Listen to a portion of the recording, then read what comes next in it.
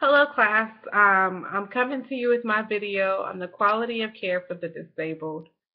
That's what my topic is. So here it is. After watching and listening to the video on the healthcare disparities for the persons with disability, I have to conclude that if everyone lives long enough, they will experience someone who has a disability or in their lifetime have a disability of their own. With finding out that approximately 54 Americans live with a disability, I contemplated the issue of quality of care for the disabled. After researching the issue, I have come to the conclusion that quality of care for the disabled can be improved by eliminating barriers, providing proper training and education, and efficiently communicating. What comes to mind when you hear the word disability? Do you think of someone who's in a wheelchair? Someone who's deaf or mentally unstable? Everyone has their own preconceived notions of disability. But what do we really know about this word? The Social Security Administration defines disability as the inability to engage in substantial gainful activity due to a mental, determinable physical, or mental impairment. The Americans with Disability Act defines disability as a physical or mental impairment that substantially limits one or more major life activities. Individuals with disabilities are reported to have an overall poorer health than people that's non-disabled. This is partly due to high medical costs and also to medical facilities and not having the right equipment, or even doctors or medical staff having knowledgeable enough information about a certain disability.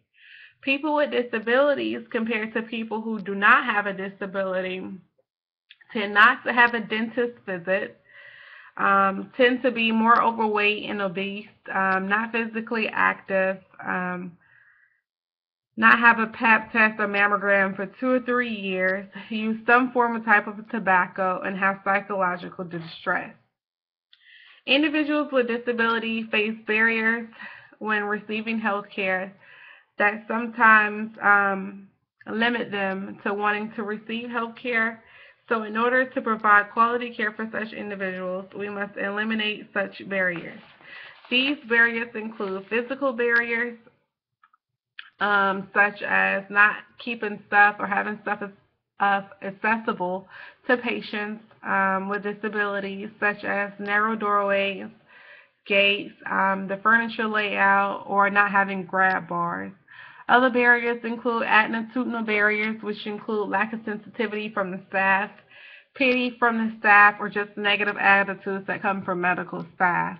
Information barriers include signs being too small to read, high-tech environments, or something simple as public telephones not having volume controls. Once these barriers are eliminated, healthcare providers and medical staff can provide quality care for such individuals. According to our textbook, quality is in the eye of the beholder.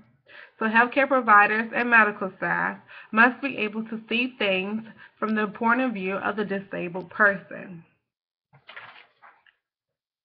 Providing quality care for the disabled starts with communication. Healthcare providers need to communicate efficiently, speak clearly and directly to the patient. When providing examinations, they must explain everything they're doing during the examination process. Allow the patient to ask questions and respond to the patient. Providers need to make sure they have an adequate amount of time to spend with the patient and spend additional time if needed. Allow the patients to ask questions and respond in all things during the process. When relaying information in the public form, make sure that the information, not in public, but paper form, make sure the information is in plain language.